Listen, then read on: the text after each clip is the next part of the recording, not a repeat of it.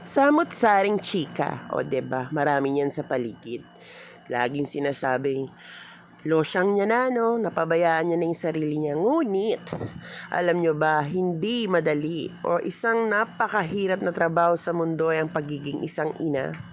Hindi lang ito nangangailangan ng pisikal na lakas, kundi pati na rin ang emosyonal at mental na kakayahan. May mga ina na laging nasa harap ng mga hamon at problema ng kanilang pamilya. Sila ang nag-aalaga, nagluluto, naglilinis, nagtuturo, nagbibigay ng payo at higit sa lahat, nagmamahal ng walang hinihinging kapalit. Ngunit sa kabila ng kanilang mga sakripisyo at dedikasyon, hindi maiiwasan din may mga tao na hindi makakakita ng kanilang tunay na halaga.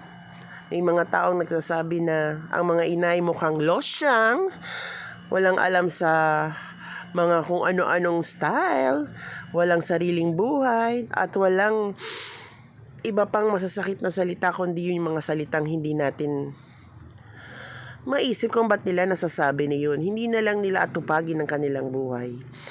May mga ina, may mga iba't ibang paraan ng pagpapakita ng kanilang pagmamalaki at pagpapahalaga sa kanilang sarili. Napapabayaan man nila ang kanilang sarili, hayaan natin sila. Kasi yun ang kanilang way ng pagmamahal sa pamilya. Kung nalolosyang sila? Di naman nila napapabayaan ang kanilang mga anak at pamilya. Nagiging maayos naman ang itsura at naihahain nila ang sari-saring ulam na gusto ng kanilang pamilya.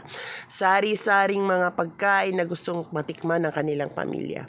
Dahil dun sa paraan na yun, napapakita niya ang kanyang pagmamahal, ang kanyang mga obligasyon para hindi mapabayaan ang kanyang pamilya. Kaya sa mga ina dyan, hindi dapat husgahan ng mga ina, laitin dahil sa kanilang itsura o pamumuhay.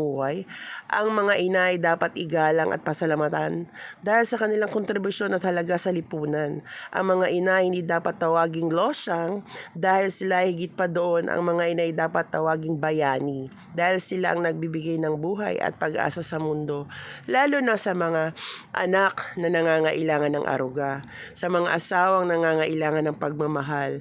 Hindi ba sila ang lahat na nagbibigay na yun? Sila ang nagbibigay kulay. Sila ang nagbibigay ngiti sa bawat sandali na magkakasama ang pamilya.